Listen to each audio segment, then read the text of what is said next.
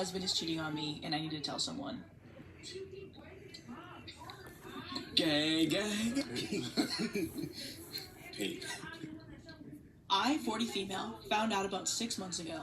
I went into total shock. I thought he, male 39, loved me because he tells me that every day. We have a beautiful family together, 3 beautiful children, 5, 4, and 16 months. Beautiful home, vacation home. We're close to both of our families and everything is perfect. She, female 35, is a coworker of my husband's that I know very well. She's been to my home. I've comforted her when her husband cheated on her and left her for the new woman, and I saw her pain. Little did I know that she would inflict that same pain on me a few months later. I saw her nudes on his phone. Talk about their hookups on Messenger. She isn't even beautiful. She's disgusting, pathetic, and miserable. I know I'm being a disgusting misandrist here, but I can't help myself. What does she have that I don't? He disgusts me very much. He's pathetic and he's stupid. My respect for him is gone. I have chosen to pretend that I don't know. I love my life and I'll be damned if I share my children and not be able to see them every day of their lives. Not him nor her deserve me separating from my babies, my home, my family, my comfortable life, and my safety. Sometimes I think he knows that I know. When he looks at me and asks me to come back to him, when he asks me where I am in my thoughts. It feels like your body is here, but your mind is 1,000 miles away. I don't answer him, and he starts to argue. Sometimes it feels like he's doing it to provoke a reaction out of me, but I never answer or engage until he gets tired and he leaves me alone. I never initiate anything with him, and when he has me, I just let him, and I refuse to let him pleasure me. In the beginning, he complained that I am distant and cold, and that I want him to use protection. I told him I stopped using birth control, so he has to wear protection. His complaining stopped when I told him that it's either this or nothing. 6 months later, I'm mostly at peace with my life. Still a lot of ups and downs, but the downs are getting fewer and further between. Today was a down, so I needed to vent. This part of my head and thoughts were so occupied with my husband were suddenly empty, and I have found out that I'm pretty good at filling the void with other things. New hobbies and even more quality time with my babies and loved ones. All is well. And then there's an update. I don't know how I feel about this. It's wild. Would you be able to stay with somebody who you know is cheating on you? No. For the sake of your kids and a comfortable life? No. I don't think I could either. I think it would eat me up inside. And I think they've shown... It's eating her up inside, that's for damn sure. From a few anecdotal instances I've seen it, and movies and TV, it's like staying in it is worse in the long run. Because you're just going to let all those emotions fester and eventually affect your kids in some way. Even if you're not telling your kids this, they're seeing this. They're seeing your air against the dad. Like, they feel that. Yeah. Kids might not know how to put a word in it, they may not know exactly Stupid, I thought I could put on my phone flash. Yeah. This one I feel sucks. like also too, like, trust issues, like, that's a big thing to have, and it affects how you will interact with people. You don't trust somebody, okay.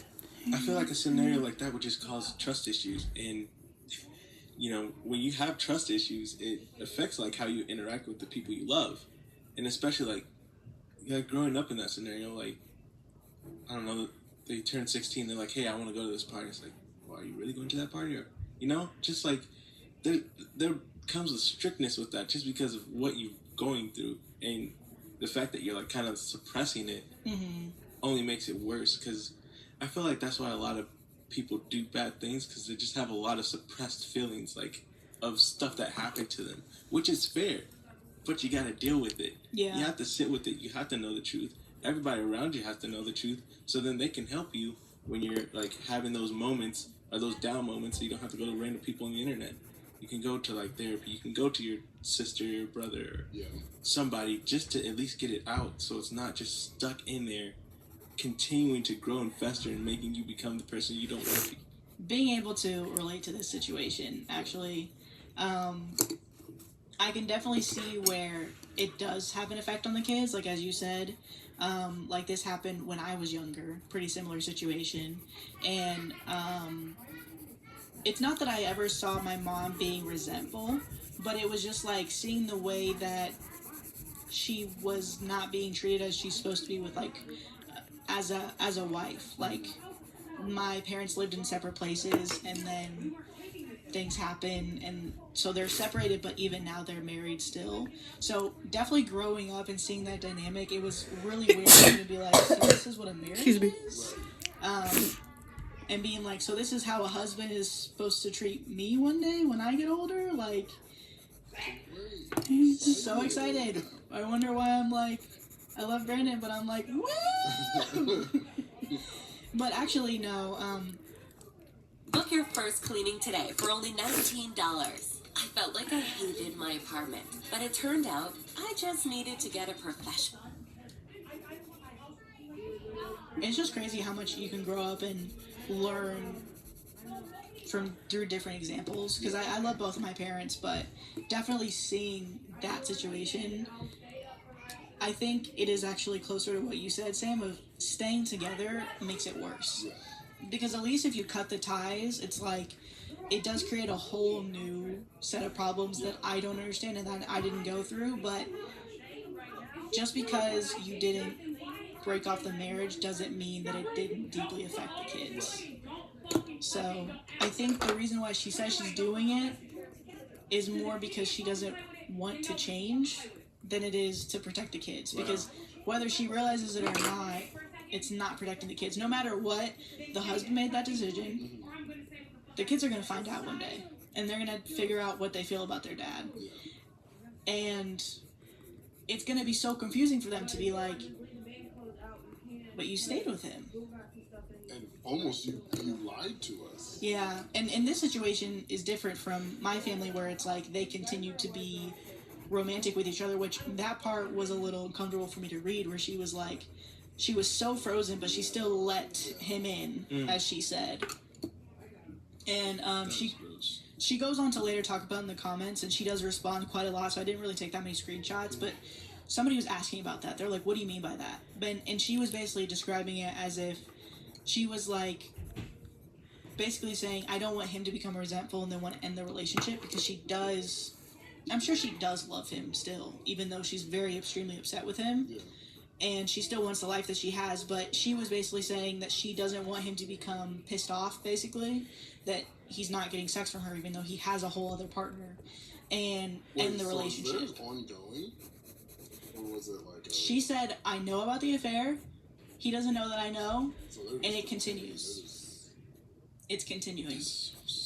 So as of right now, she's just like, I'm venting to you. Because like she definitely has to be hurt.